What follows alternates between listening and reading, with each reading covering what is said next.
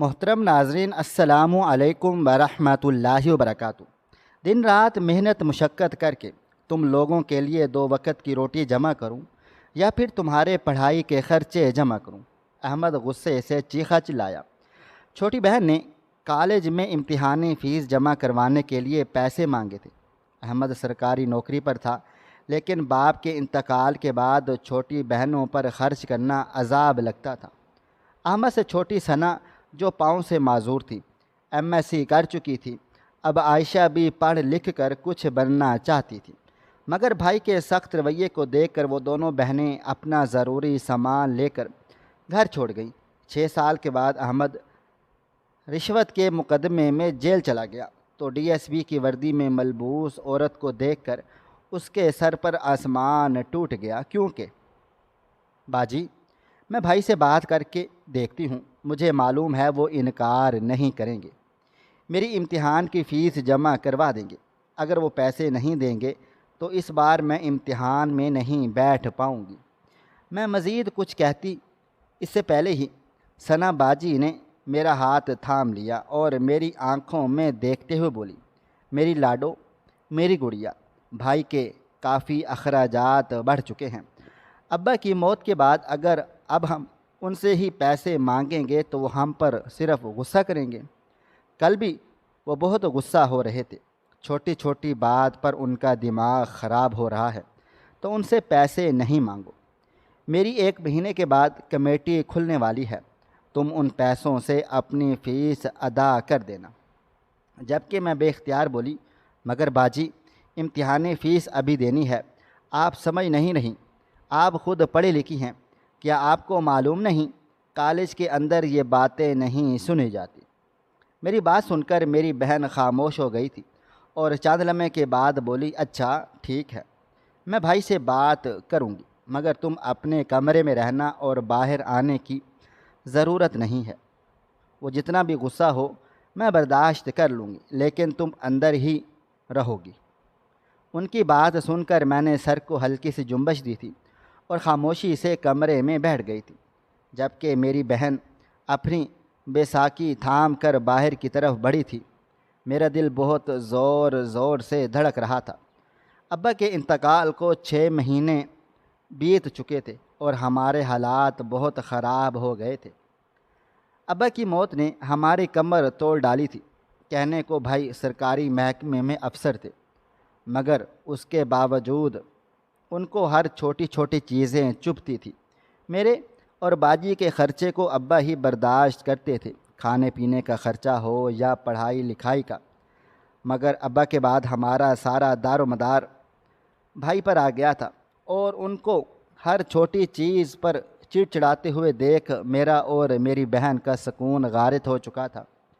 آج مجھے یہ بات بہت شدت سے محسوس ہو رہی تھی۔ بیٹیوں کے لیے باپ کیا مقام رکھتے ہیں۔ کچھ ہی دیر گزری تھی جب باہر سے چلانے کی آوازیں آنا شروع ہو گئی تھیں۔ میں کہاں سے تم لوگوں کے خرچے برداشت کروں؟ گھر کا بل، بجلی کا بل، گیس کا بل، باقی کے اخراجات سب میرے ذمے ہیں۔ میری بھی بیوی ہے، اگر میں تم دونوں کی پڑھائی کا خرچہ بھی اپنے سر لے لوں تو میرا کیا بنے گا؟ عقل سے کام لو، ابا اس دنیا میں نہیں رہے، اب آگے پڑھنے کی ضرورت کیا ہے؟ جلد سے جلد میں تم دونوں کا رشتہ کر کے تمہیں اور اس کو اس کے گھر کا کر دوں گا۔ بے وجہ تم دونوں نے میری زندگی کو خراب کیا ہوا ہے۔ جاؤ یہاں سے، میں تمہارے کھانے کا خرچہ برداشت کر رہا ہوں، یہی میرے لیے کافی ہے۔ ان کی بات سن کر میں نے ضبط سے آنکھیں بند کر لی۔ مجھے معلوم تھا کہ یہی ہونا ہے، بھائی کبھی بھی ہماری مدد نہیں کریں گے۔ چند لمحے گزرے تھے جب میری بہن نم آنکھوں کے ساتھ کمرے میں داخل ہوئی۔ وہ اندر آتی اس سے پہلے ہی ان کا پاؤں لڑکھڑا گیا تھا۔ میں نے فوراً کھڑے ہو کر ان کو تھام لیا اور انہیں کرسی پر بٹھاتے ہوئے بولی، بس باجی، حوصلہ کریں، اس طرح سے مایوس مت ہوں۔ میرا اپنا دل ڈوبے جا رہا تھا، آنکھوں میں آنسو آ رہے تھے، لیکن میری بہن کی حالت مجھے کافی خراب لگ رہی تھی۔ وہ مجھ سے وعدہ کر کے گئی تھی کہ وہ بھائی کو راضی کر لے گی، مگر انہیں خالی ہاتھ لوٹتا دیکھ میرا اپنا دل بھی کرچی کرچی ہو گیا تھا، اور مجھے معلوم تھا کہ ان کا دل بھی کرچی کرچی ہو چکا تھا۔ کافی دیر تک وہ بالکل خاموشی سے آنسو بہاتی رہی تھی، اور میں ان کو چپ کروانے کے ہر جتن کرتی رہی تھی۔ چند لمحے کے بعد وہ خاموشی سے اٹھ کر واش روم کی طرف بڑھ گئی تھی، اور میں وہیں زمین پر گھٹنوں کے بل بیٹھ چکی تھی۔ مجھے بہت رونا آ رہا تھا۔ زندگی میں آج جو بے بسی میں محسوس کر رہی تھی، وہ میں لفظوں میں بیان نہیں کر سکتی تھی۔ تھوڑی دیر گزری تھی جب میری بہن واش روم سے باہر آئی تھی اور میرے قریب زمین پر ہی بیٹھتے ہوئے بولی، عائشہ، ایک بات کہوں؟ میں نے سر کو ہلکی سی جنبش دی تو وہ مزید بولی، میں جانتی ہوں رونے دھونے سے مسائل حل نہیں ہوں گے، اور رو کر صرف اور صرف ہم اپنا حال برا کر رہے ہیں۔ تمہیں یاد ہے ایک بار بابا نے کہا تھا کہ زندگی میں اگر کچھ کرنا ہے تو ہمیشہ اکیلے ہمت کرنا ہوگی۔ میرے بعد تم دونوں کا کوئی بھی نہیں ہوگا، اور دیکھو آج وہ سب ہماری آنکھوں کے سامنے آ رہا ہے۔ ان کی بات کا مطلب میں سمجھ نہیں پائی تھی۔ یہ باتیں مجھے معلوم تھی۔ چند لمحے کے بعد انہوں نے میری کلائی کو تھاما تھا اور میری آنکھوں میں دیکھتے ہوئے بولی، اب وقت آ گیا ہے فیصلہ لینے کا۔ یہاں رہ کر ذلت برداشت کرنا صرف اور صرف اپنے آپ کو نقصان دینے کے برابر ہے۔ اس لیے میں نے فیصلہ کیا ہے کہ میں اور تم یہاں سے چلے جائیں گے۔ تو میری بات کا مطلب سمجھ رہی ہو نا؟ اس کی بات سن کر میں حیران و پریشان ہو گئی۔ میں کچھ کہتی ہوں اس سے پہلے ہی وہ میرے قریب ہوئی تھی اور دھیرے دھیرے اپنا منصوبہ مجھے بتانا شروع کر دیا تھا۔ میں بے ساختہ بولی، مگر بابا جان نے اس بارے میں آپ کو کب بتایا؟ یہ تو میرے اور ان کے درمیان کی بات تھی۔ جبکہ وہ فوراً بولی، تم سے زیادہ بابا میرے کلوز تھے۔ تم سے پہلے انہوں نے مجھے ہی بتایا تھا، اور میں نے ان سے کہا تھا کہ یہ بات تم تک پہنچا دیں۔ اب وقت آ گیا ہے کہ ہم اپنا قدم اس گھر سے نکال لیں، کیونکہ بھائی کے ساتھ رہ کر سوائے اذیت کے ہم دونوں اور کچھ بھی برداشت نہیں کریں گے۔ میں جانتی ہوں یہ ایک بہت بڑا قدم ہے، ہو سکتا ہے بھائی کی ہمارے پیچھے سے بہت بدنامی ہو، ابا کا نام بھی خراب ہو، لیکن اگر ہم یہاں ٹھہرے تو اپنا وجود مسخ کر دیں گے، ہم برباد ہو جائیں گے۔ اور جس دن انہیں یہ حقیقت معلوم ہو گئی، وہ دن دور نہیں جب وہ ہمیں ہاتھ پکڑ کر سب کے درمیان گھر سے باہر دھکیل دیں گے۔ اس لیے بہتر ہے کہ ہم جلد سے جلد کوئی بہترین اقدام اٹھا لیں۔ ان کی بات سن کر میں چند لمحے خاموش رہی تھی۔ مجھے یہ فیصلہ لینا کافی بھاری محسوس ہو رہا تھا۔ ہم دونوں لڑکیاں تھیں، وہ بھی 20 اور 22 سال کی۔ ایسی لڑکیوں کو ہمیشہ باہر کے درندے ٹارگٹ کرتے ہیں اور ان کی زندگی تباہ و برباد کر دیتے ہیں۔ آپی اس وقت کافی جذباتی ہو رہی تھی، لیکن مجھے سمجھداری کا مظاہرہ کرنا تھا۔ میں ان کو دیکھتے ہوئے بولی، یہ بات ابھی صرف مجھے اور آپ کو معلوم ہے، بھائی تک یہ بات گئی ہی نہیں، اس لیے بے فکر رہیں، یہ بات آگے نہیں ہوگی۔ آپ خاموش رہیں۔ ابھی فی الحال گھر سے بھاگ جانا مسئلے کا حل نہیں، ہمیں سمجھداری کا مظاہرہ کرنا ہے۔ میں بھائی سے بات چیت کرتی ہوں، کیا پتہ وہ میری امتحانی فیس جمع کروا دیں، کیونکہ اگر انہوں نے امتحانی فیس جمع نہیں کروائی تو سب کچھ تباہ و برباد ہو جائے گا، میں امتحان میں نہیں بیٹھ پاؤں گی۔ ابھی ہمیں ان کی اشد ضرورت ہے۔ جبکہ باجی فوراً سے بولی، اگر ہم یہاں سے چلے گئے تو سب ہمارے ہاتھ میں ہوگا، تم اپنا امتحان بھی دے پاؤ گی اور ایک اعلیٰ زندگی بھی گزار پاؤ گی۔ میرے خیال سے عائشہ، ہمیں اب فیصلہ لے لینا چاہیے۔ مگر میں نے انکار کر دیا تھا۔ میں دنیا کو بہت اچھے طریقے سے دیکھ چکی تھی۔ بے شک میں ثنا باجی سے چھوٹی تھی، لیکن ان سے زیادہ سمجھ بوجھ رکھتی تھی۔ میں نے ان کے کندھے پر ہاتھ رکھا تھا اور ان کو دیکھتے ہوئے بولی، آپ بے فکر رہیں، ہم بہت جلد اس معاملے پر غور و فکر کریں گے، لیکن یہ بات آپ اپنے تک محدود رکھیں، کبھی بھی جذباتی ہو کر بھابھی یا بھائی تک یہ بات نہیں پہنچانی۔ کتنا ہی لوگ غصہ کیوں نہ دلا دیں، آپ ہمیشہ خاموش رہیں گی۔ کیونکہ اگر یہ بات ہم دونوں کے درمیان سے نکلی تو ہماری جان کو بھی خطرہ ہو سکتا ہے، اور میں نہیں چاہتی کہ بابا جان کے بعد ہم دونوں ایک دوسرے کو کھو دیں۔ میری بات سن کر میری بہن خاموش ہو گئی تھی، جب کہ میں اپنی جگہ سے اٹھ کر باہر کی طرف بڑھ گئی تھی۔ میرا ارادہ بھائی سے بات کرنے کا تھا، لیکن کچھ سوچ کر میں نے اپنا رخ بابا کے کمرے کی طرف کر دیا تھا۔ دل کی دھڑکنیں کافی تیز ہو رہی تھی۔ بابا کے کمرے میں اندر آ کر میں نے دروازے کو اندر سے بند کر لیا تھا، اور دروازے کے ساتھ ہی لگتی چلی گئی تھی۔ آنکھوں سے بے اختیار آنسو بہنا شروع ہو گئے تھے۔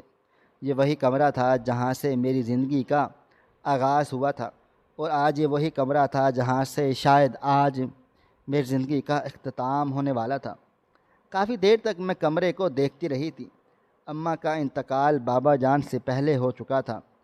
اماں کے انتقال کا ہی صدمہ لے کر بابا جان بھی ہمیں اس دنیا میں تنہا چھوڑ کر چلے گئے تھے۔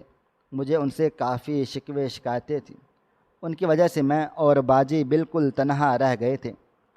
ان کا جانا مجھے اور میری بہن کو مکمل طور پر تباہ کر گیا تھا، اور جاتے جاتے جو حقیقت وہ ہم دونوں کو بتا کر گئے تھے، اس نے ہمیں مزید نڈھال کر دیا تھا۔ کچھ دیر تک میں بابا کے کمرے میں ہی بیٹھی رہی تھی، اور پھر اپنے قدم میں نے الماری کی طرف بڑھا دیے تھے۔ مجھے امید تھی کہ بابا کے لاکر میں کچھ رقم ضرور موجود ہوگی، حالانکہ میرا ارادہ ایسا کرنے کا بالکل نہ تھا، مگر مجھے فیس چاہیے تھی، اور کسی بھی قیمت پر میں اپنا امتحان دینا چاہتی تھی۔ میں نے دھڑکتے دل کے ساتھ ان کا لاکر کھولا تو میری آنکھوں سے بے اختیار آنسو بہنا شروع ہو گئے تھے۔ میرے باپ نے مر کر بھی ہمارا ساتھ نہیں چھوڑا تھا۔ سامنے ہی 20,000 روپے کی ایک گڈی رکھی ہوئی تھی۔ میرے بابا کاروباری انسان تھے۔ بابا کا سارا پیسہ بھائی نے اپنے ہاتھ میں لے لیا تھا، مگر شاید انہیں اس لاکر کا بالکل بھی علم نہ تھا۔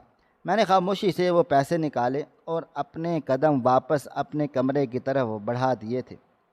مجھے معلوم تھا کہ باجی یہ سب دیکھ کر کافی خوش ہو جائیں گی، مگر ان کے ارادے مجھے کافی خطرناک معلوم ہو رہے تھے۔ میں کمرے میں آئی تو وہ اب تک زمین پر ہی بیٹھی نہ جانے کن سوچوں میں گمسم تھی۔ مجھے دیکھتے ہی وہ ایک بار پھر بولی، تم غلط فیصلہ لے رہی ہو، ہمیں ابھی نکل جانا چاہیے، مجھے بہت ڈر لگ رہا ہے، بات کے لیے مشکلات بڑھ جائیں گی، میری بات کو سمجھو۔ مگر میں نے خاموشی سے ان کے سامنے 20,000 روپے رکھ دیے تھے۔ وہ مجھے دیکھتے ہوئے بے اختیار بولی، بھائی جان نے دیے ہیں۔ میں نے سر کو نفی میں ہلایا تو وہ مزید ہلکان ہو گئی تھی، لیکن میں دھیرے دھیرے تمام باتیں ان کے گوش گزار کر چکی تھی۔ میری بات سن کر انہوں نے سر نفی میں ہلا دیا تھا، اور مزید بولی کہ صرف آج کا مسئلہ نہیں ہے عائشہ، تم کیوں نہیں سمجھ رہی، ہم مصیبت میں آ جائیں گے۔ جبکہ میں ان کو دیکھتے ہوئے بولی، میں آپ کی ہر بات کو سمجھ رہی ہوں، فی الحال آپ میری بات سنیں، یہ 10,000 روپے آپ اپنے پاس رکھیں، میں اپنے کالج کی فیس اور باقی کے انتظامات کرتی ہوں۔ اگر ہمیں کبھی بھی ایسا لگا کہ یہاں سے نکل جانا ہی ہمارے لیے بہترین فیصلہ ہے تو ہم دونوں جلد سے جلد یہاں سے چلے جائیں گے، مگر جانے کے لیے بھی ہمارے پاس پیسہ چاہیے، آپ ان پیسوں کا دھیان رکھنا۔ جبکہ میری بہن بولی، مجھے نہیں لگتا کہ ہمارے پاس زیادہ وقت ہے، جتنا جلدی ہو سکے تم اپنے معاملات نمٹا لو۔ میں نے کچھ نہیں کہا تھا، فی الحال مجھے اپنی پڑھائی پر فوکس کرنا تھا۔ اگلی صبح میں ہی خاموشی سے کالج جا کر فیس بھرائی تھی۔ مجھے اب امتحان کا انتظار تھا۔ میں نے دل ہی دل میں فیصلہ لے لیا تھا کہ پیپر دیتے ہی میں اور میری بہن یہاں سے چلے جائیں گے، بھائی کو اطلاع نہیں پہنچنے دیں گے۔ ابھی میں گھر میں داخل ہی ہوئی تھی کہ جب مجھے اندر سے آوازیں آنا شروع ہو گئی تھی، کہاں گئی ہے وہ، سچ سچ بتاؤ، کس کے ساتھ اس کا چکر چل رہا ہے، تمہارا طرح اس کی بھی ایک ٹانگ توڑ کر گھر میں بٹھا دوں گا، تم دونوں سمجھتی کیا ہو خود کو۔ ان کی بات سنتے ہی میں بے اختیار کمرے کی طرف بھاگی تھی۔ میں کمرے میں داخل ہوئی تو میری بہن کو بھائی اسی کی ہی بیساکھی سے بری طرح سے مار پیٹ رہے تھے۔ میں فوراً ہی ان کی طرف لپکی تھی اور ان کے ہاتھ سے بیساکھی چھینتے ہوئے بولی، پاگل ہو گئے ہو کیا؟ آپ کیوں جانور بن رہے ہو؟ یہ رسم ہی یہ رہی میں کالج میں گئی تھی، ایک معذور انسان پر آپ تشدد کر رہے ہیں۔ میری بات سن کر انہوں نے میرے چہرے پر بھی ایک زوردار تھپڑ رسید کر دیا تھا اور مجھے دیکھتے ہوئے بولی، ٹانگیں توڑ دوں گا تمہاری اگر تم نے گھر سے باہر قدم بھی نکالا۔ بے وجہ تمہیں بابا جان نے آزادی دی ہوئی تھی، تم دونوں کے پر میں اچھی طرح سے کاٹوں گا۔ چپ چاپ جا کر بھابھی کا ہاتھ بٹاؤ، وہ تمہاری نوکرانی نہیں ہے جو تم لوگوں کی خدمتیں کریں۔ یہ کہتے ہی انہوں نے باہر کی طرف قدم بڑھا دیے تھے، جبکہ میں فوراً سے اپنی بہن کی طرف بڑھی تھی جو تکلیف سے مرنے کی دہلیز پر آ گئی تھی۔ میں نے اسے فوراً سے سنبھالا تھا جب وہ مجھے جھڑکتے ہوئے بولی، کہا تھا تمہیں یہاں سے چلو، مجھے نہیں لگتا کہ انہیں پتہ چلنا شروع ہو گیا ہے۔ وہ دن دور نہیں جب ہمارا قتل کر دیا جائے گا۔ اور میں ان کو دیکھتے ہوئے بولی، آپ ٹھیک کہہ رہے ہیں، واقعی وہ دن دور نہیں جب یہ ہمیں مار ڈالیں۔ آج ہی ہم پر ہاتھ اٹھا رہے ہیں، کل قتل کرنے سے بھی گریز نہیں کریں گے۔ ابھی ہم پیکنگ وغیرہ کر لیتے ہیں، رات 2 بجے یہاں سے نکل جائیں گے، آپ آگے کے معاملات سنبھال لیں۔ جبکہ وہ سیدھے ہوتی ہوئی بولی، ہاں ہاں میرا موبائل فون مجھے دو، میں بات چیت کرتی ہوں۔ اور تمہارے امتحان کا کیا ہوگا؟ جبکہ میں فوراً سے بولی، 10 دن ہیں، اللہ مالک ہے، میں کچھ بھی کر کے پیپر دینے کے لیے یہاں پر آ جاؤں گی، لیکن ابھی ہم یہاں سے چلے جائیں گے حل ہار بے، کیونکہ حالات اب مزید پیچیدہ ہوتے چلے جا رہے ہیں۔ میری بات سن کر میری بہن نے اپنی بیساکھی تھامی تھی اور سیدھا اپنے موبائل کی طرف بڑھ گئی تھی، جبکہ میرا دل بھی کافی پریشان ہونا شروع ہو گیا تھا۔ اکثر اوقات میں جب بھی اپنے بھائی کے بارے میں اس قسم کی معلومات حاصل کرتا تو وہ سوچتی تھی کہ میرا دل گواہی دیتا تھا کہ کچھ بھی ہو جائے میرا بھائی کبھی میرے ساتھ کچھ غلط نہ کرے گا۔ لیکن آج ہوئے اس واقعے نے میرے تمام ارادے اور تمام باتیں جھٹلا دی تھیں۔ بس اب بہت ہو گیا، بابا کے ختم ہو جانے کے بعد اب ہمارا یہاں پر کوئی بھی سہارا باقی نہ تھا۔ تھوڑی دیر کے بعد میری بہن مجھے دیکھتے ہوئے بولی، رہنے کا انتظام ہو گیا ہے، میری ایک دوست کا کہنا ہے کہ وہاں پر ہمیں ایک فلیٹ مل جائے گا، فی الحال ہم دونوں اس کے گھر جا رہے ہیں۔ اس نے اپنے گھر بات چیت کر لی ہے، ہمیں 1 ہفتہ وہاں ٹھہرنے کی اجازت مل گئی ہے، تم اب پیکنگ کرو۔ ان کی بات سن کر میں نے بے اختیار سکون کا سانس خارج کر دیا تھا۔ ہم دونوں رات ہی رات میں دوسرے شہر جانا چاہتے تھے۔ اب مجھے ہر طرف سے اپنے لیے اور اپنی بہن کے لیے خطرہ محسوس ہو رہا تھا، اس لیے میں بروقت کوئی قدم اٹھا کر خود کو اور اپنی بہن کو محفوظ کرنا چاہتی تھی۔ وقت دھیرے دھیرے گزرتا چلا جا رہا تھا، رات کی سیاہی چاروں جانب پھیل چکی تھی۔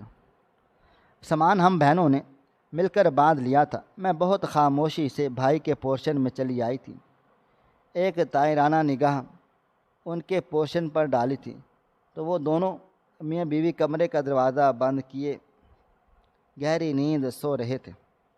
میں نے سکون کا سانس خارج کیا تھا۔ میں فوراً باہر چلی آئی تو میری بہن دروازے کے پاس ہی سامان لیے کھڑی تھی۔ میں نے جلدی جلدی دونوں بیگ تھامے اور اس کا ہاتھ تھامے سیدھا اسٹیشن کی طرف بڑھ گئی تھی۔ میرا دل زور زور سے دھڑک رہا تھا، لیکن اب جو بھی فیصلہ ہم لے چکے تھے اسے ایک قدم بھی پیچھے ہٹنا اب ہمارے لیے سب سے بڑی بے وقوفی تھی۔ میں نے گاڑی بک کی تھی، تھوڑی آگے جا کے ہی ہماری گاڑی آ چکی تھی۔ ہم دونوں اس میں سوار ہو گئے تھے اور ایک مختصر مسافت طے کر کے ہم اسٹیشن پر آ گئے تھے۔ کرائے کے پیسے ادا کر کے میں اسے لیے بینچ پر بیٹھ گئی تھی۔ ٹکٹ وغیرہ خرید کر اب ہمارا ارادہ ٹرین میں چڑھنے کا تھا، لیکن چند لمحے کے بعد جب میری بہن اپنی بہن کے ہاتھ تھامتے ہوئے بولی، نہ جانے کیوں مجھے خطرہ محسوس ہو رہا ہے۔ ہم کوئی غلطی تو نہیں کر رہے کہ ہم کہیں جلد بازی میں نے سر کو نفی میں ہلا دیا اور ان کو دیکھتے ہوئے بولی، بھائی کے ساتھ رہیں گے تو صرف ذہنی اذیت کا شکار رہیں گے۔ اگر انہیں ہماری حقیقت بھی نہ پتہ چل سکی تب بھی ہم ہمیں جینے نہیں دیں گے، خاص کر ان کی بیوی۔ ہر تھوڑی دیر کے بعد ان کا کان بھرتی ہی رہیں۔ بہتر ہوگا کہ ہم صحیح وقت پر فیصلہ لے لیں۔ میری بات سن کر وہ خاموش ہو گئی تھی۔ تھوڑی دیر کے بعد ہی ہماری ٹرین اتر چکی تھی۔ میں اپنی بہن کو تھام کر اس ٹرین میں چڑھ گئی تھی۔ دل کی رفتار کافی تیز تھی، لیکن حالات نے ہمیں یہ قدم اٹھانے پر مجبور کر دیا تھا۔ بابا جان کی حیاتی میں اور میری بہن کبھی ان کے بغیر ایک نکڑ بھی پار نہیں کرتے تھے۔ آج ان کی وفات کے بعد ہم دونوں شہر پار کرنے والے تھے۔ رات دھیرے دھیرے گزرتی چلی جا رہی تھی۔ میرے دل و دماغ میں صرف اور صرف میری پڑھائیاں کے خیالات گردش کر رہے تھے۔ میں آگے جا کر کیا کروں گی، حالات کیسے ہو جائیں گے، مجھے کچھ بھی معلوم نہ تھا۔ بس اللہ تعالیٰ سے ایک دعا تھی کہ میری پڑھائی بیچ مندھار میں نہ رکی۔ ایک لمبی مسافت طے کر کے اگلی دوپہر تک ہم اگلے شہر پہنچ گئے تھے۔ میں اور میری بہن سامان لیے اسٹیشن پر اترے تو سامنے ہی میری بہن کی دوست کھڑی ہوئی تھی۔ میں نے بے اختیار سکون کا سانس خارج کیا تھا۔ اس لڑکی نے آخری موقع پر بھی ہمارا ساتھ نہیں چھوڑا تھا، کیونکہ اگر بروقت ابھی وہ ہمارا ساتھ نہ دیتی تو ہم یہاں پر سروائیو نہیں کر سکتے تھے۔ اپنا شہر چھوڑ کر کسی اور شہر میں بسنا عام بات نہیں ہوتی۔ میں اور میری بہن اس کے ہمراہ اس کے گھر کی جانب روانہ ہو گئے تھے۔ راستے بھر وہ ہمیں گائیڈ کرتی رہی تھی اور ساتھ میں ہمارے فلیٹ کے بارے میں بھی بتاتی رہتی تھی۔ میرا اور میری بہن کا ارادہ کسی کمپنی میں نوکری کرنے کا تھا۔ باجی کے لیے نوکری مشکل تھی، لیکن میرے لیے نہیں۔ وقت دھیرے دھیرے گزرتا شروع ہو گیا تھا۔ 10 منٹ کے بعد ہم نے میری بہن کو دوست کے گھر ہی گزار دیے اور پھر 10 منٹ کے بعد میں اسے فلیٹ میں شفٹ کروا کر واپس اپنے گھر آ گئی تھی۔ خاموشی سے ہاسٹل میں رہ کر میں نے اپنے امتحانات دیے تھے۔ میرا ارادہ اب آگے کی پڑھائی اسی شہر میں کرنے کا تھا۔ پیپرز کے دوران جتنی پریشانی میں نے برداشت کی تھی، یہ میرا رب اور میں ہی جانتی تھی۔ ایک ایک روپیہ میری جیب میں نہ تھا۔ ہاسٹل کے پیسے بھی میں نے اپنی بہن کی دوست سے ادھار لے لیے تھے۔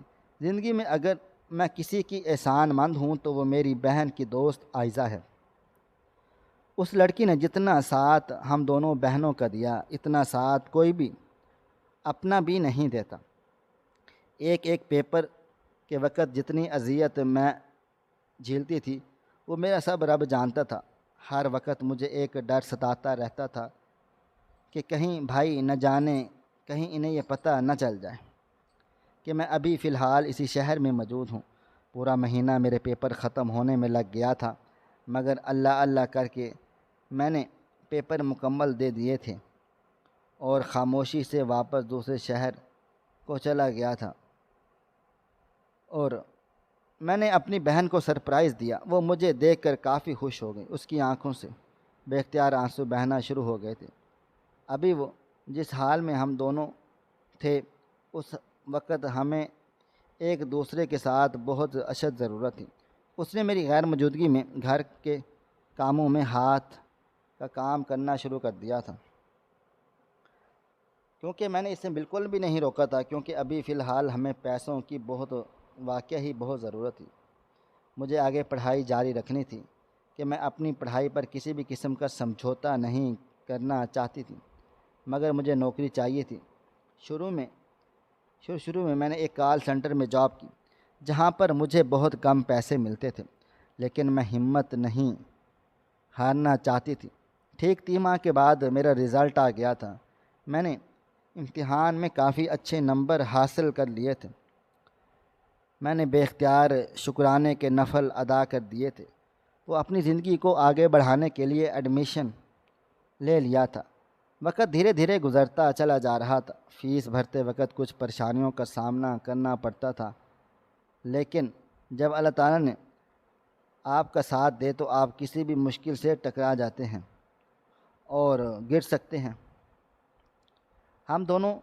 یہی حال ہم دونوں بہنوں کا بھی تھا اور وقت تیزی سے گزرتا جا رہا تھا۔ میں نے یونیورسٹی لیول میں ٹاپ جاتے ہی امتحان اسکالرشپ کے لیے اپلائی کر دیا تھا، ساتھ میں اپنی تمام پریشانیاں بھی ایڈ کر دی تھی، اور ان کی طرف سے مثبت رسپانس دیکھ کر میں بے حد خوش ہو گئی تھی۔ مجھے بعض اوقات اپنی خوش قسمتی پر یقین نہیں آتا تھا۔ میری بہن آگے بڑھنا چاہتی تھی، وہ بھی کچھ بننا چاہتی تھی، لیکن اس کے پاؤں کی معذوری کی وجہ سے وہ مجبور ہو گئی تھی۔ مگر میں نے سوچ لیا تھا کہ ایک بار میں کامیاب ہو گئی تو لازمی اپنی بہن کے لیے کچھ ضرور کروں گی۔ وقت اور تیزی سے گزرتا چلا جا رہا تھا۔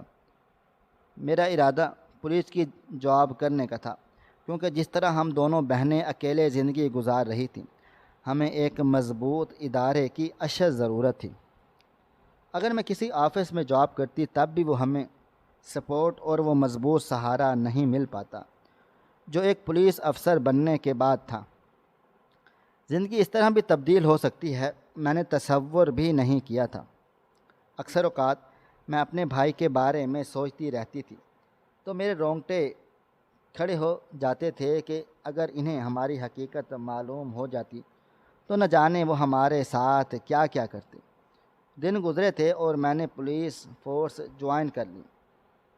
دھیرے دھیرے میری ترقی ہونا شروع ہو گئی تھی۔ میری کارکردگی اتنی اچھی تھی کہ مجھے ڈی ایس پی بنا دیا گیا تھا۔ میں نے اپنی بہن کو گھر میں ایک چھوٹا سا کاروبار شروع کروا دیا تھا۔ اس کو ہاتھ کی کڑھائیوں کا بہت شوق تھا۔ وہ اپنے چھوٹے سے کاروبار میں بہت خوش تھی۔ زندگی گزر رہی تھی جب اچانک میرے ذہن میں تھلکا سا مچ گیا تھا۔ میرا ٹرانسفر واپس میرے شہر کیا جا رہا تھا۔ میں نے بہت کوشش کی کہ ٹرانسفر رک جائے۔ میری بہن کی زندگی مشکل میں آ سکتی ہے، اس کا کاروبار مشکل میں آئے گا، لیکن آگے سے آرڈر سخت صاف تھے کہ آپ کو جانا ہوگا، وہاں آپ کی اشد ضرورت ہے۔ وہاں پر ایسی کوئی بھی لیڈی افسر نہیں ہے جو وہاں کے کرائم کو روک سکے۔ کچھ کیسز بھی میرے ذمے کر دیے گئے تھے جو مجھے وہاں جا کر ہی نمٹانے تھے۔ میں نے اپنی بہن سے اس سلسلے میں بات چیت کی تو وہ فوراً سے راضی ہو گئی تھی۔ اس کا کہنا تھا کہ میرا کام ویسے بھی آن لائن ہے، ساری چیزیں آن لائن ہی ڈیلیور ہوتی ہیں۔ پہلے ہم اس شہر میں یہ کام کر رہے تھے، اب جا کر لیں گے، انشاءاللہ کامیابی ہمارا مقدر ہوگی۔ ہم نے جب قدم باہر نکالے تو اس طرح کسی کی ہمت نہیں ہارنی چاہیے۔ اس کی بات سن کر مجھے کافی حوصلہ ملا اور ہم دونوں بہنیں واپس ایک بار پھر اپنے شہر لوٹ آئے تھے۔ آج معمول کا دن تھا۔ میں اپنے کیبن میں بیٹھا ہوئی تھی جب ایک فائل کانسٹیبل لے کر آیا تھا اور میرے سامنے رکھتے ہوئے بولا، میڈم، یہ ایک سرکاری ادارے کے افسر ہیں، ان پر رشوت کا کیس ہے، اوپر سے آرڈر آئے ہیں کہ آپ ہی اس کیس کو ہینڈل کریں گے، اور جہاں تک ہمیں معلوم ہے کہ اس آدمی نے پہلے بھی کافی بار رشوت لینے کی کوشش کی ہے، آپ اس کو اچھی طرح سے دیکھ لیں۔ مجھے ایسے لوگ زہر لگتے تھے جو رشوت سے لے کر کام کاج کرواتے تھے۔ زندگی میں اگر آج میں نے یہ مقام حاصل کر لیا تھا تو اپنی محنت اور لگن سے، نہ کہ رشوت اور پرچی سے۔ اس لیے میں ہر شخص کو رگڑ دیتی تھی جو یہ کام کرنے کی جرات کرتا تھا۔ میں نے فوراً ہی اس فائل کو اٹھایا، مگر جیسے ہی میں نے فائل کھولی اور میری نگاہ تصویر اور فائل پر گئی، میرا پورا وجود جامد ہو گیا تھا، کیونکہ سامنے کوئی اور نہیں بلکہ میرا بھائی تھا، جس سے بھاگ کر ہم دونوں بہنیں دوسرے شہر گئے تھے۔ دراصل میں اور میری بہنیں بابا جان کی سگی اولاد نہیں تھے۔ میری والدہ کا کسی اور کے ساتھ تعلق تھا، ہم ان کی ہی اولاد تھے۔ میرے بھائی بہت غیرت مند تھے، یہ بات بابا کو معلوم تھی، اس لیے انہوں نے ہمیں بہت پہلے سے بتا دیا تھا۔ کچھ ایسے کاغذات مرنے سے پہلے امی جان تیار کر کے گئی تھی کہ اگر وہ کاغذات بھائی جان کے ہاتھ لگتے تو انہیں پتہ چل جاتا کہ ہم ان کی بہنیں نہیں ہیں، اس لیے ہم انہیں یہاں تنہا چھوڑ کر چل دیے، اور شاید اسی لیے تو انہوں نے ہم سے کبھی بھی سچی وابستگی بھی محسوس نہیں کی تھی اور نہ ہی کبھی انہوں نے محبت جتائی تھی۔ میں نے چند لمحے کے لیے فائل کو بند کر دیا تھا۔ جتنی اذیت اس انسان نے بابا جان کے مرنے کے بعد مجھے اور میری بہنوں کو دی تھی کہ وہ مجھ پر لازم تھا کہ میں ان کو نہیں چھوڑتی۔ میں نے سوچ لیا تھا کہ میں انہیں اندر لے کر آؤں گی اور ان کی وجہ سے ہم نے شہر چھوڑ ڈالا تھا۔ ان کی مات برداشت کی، ان کی ذلالت برداشت کی۔ اگر اس روز وہ میری مدد کر دیتے، باجی پر ہاتھ نہ اٹھاتے، تو ہم در در کی ٹھوکریں نہ کھاتے۔ میری بہن گھر بیٹھ کر ہاتھ کا کام کاج نہ کرتی، میں کال سینٹر پر جیسی جگہوں پر بیٹھ کر نوکری نہ کرتی، لوگوں کے طعنے برداشت نہ کرتی، بلکہ اپنے بھائی کے زیر سایہ ہم بھی پروان چڑھتے۔ کچھ دیر تک میں بیٹھی اسی بارے میں سوچتی رہ گئی، لیکن کہتے ہیں نا، بہنوں کے دل بہت نرم ہوتے ہیں۔ بے شک ہمارا باپ الگ تھا لیکن ماں ایک تھی۔ ہم تینوں بہن بھائیوں نے ایک ہی کوکھ میں پرورش پائی تھی۔ کافی دیر سوچنے کے بعد میں نے اس فائل کو اٹھا کر ایک طرف کو رکھ دیا تھا۔ معاملات سلجھاتے سلجھاتے کہانی اور الجھتی جا رہی تھی۔ بھائی جان کا صرف ایک کیس نہیں تھا، بلکہ بھائی جان کے اس سے زیادہ کیسز تھے جو صرف دھیرے دھیرے سامنے آ رہے تھے، جن سے واقف ہو کر میں جان گئی تھی کہ میرا بھائی ایسا کر سکتا ہے، وہ ایسا ہوگا۔ میں نے تصور بھی نہیں کیا تھا، مگر میں نے ایڑی چوٹی کا زور لگا دیا۔ کورٹ کے وقت جب ڈی ایس پی کی وردی میں ان کے سامنے آئی تو وہ میرے گھٹنوں کے پل بیٹھ گئے تھے اور ان کا رونا دھونا جوڑ کر معافیا مانگ کر میری آنکھوں سے آنسو نکال چکا تھا۔ شاید انہیں اپنی غلطیوں کا شدت سے احساس ہو گیا تھا۔ میں نے ان کے قریب بیٹھ کر ان کے آنسو صاف کیے اور ان کے کندھے پر ہاتھ رکھ کر انہیں حوصلہ دیا تھا۔